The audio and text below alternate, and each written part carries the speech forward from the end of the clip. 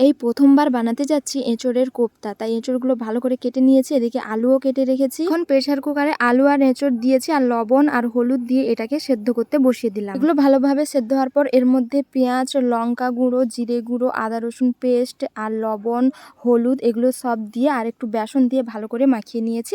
তারপর এগুলো ভাজতে বসিয়ে দিয়েছি। এগুলো ভাজার পর দেখতে পুরো কালো জামের মতো লাগছিল, তো আমি ভেতরটা একটু ভেঙে খেয়ে দেখছিলাম ভেতরটা কেমন হয়েছে। উপরেরটা তো দেখতে ভালোই লাগছিল।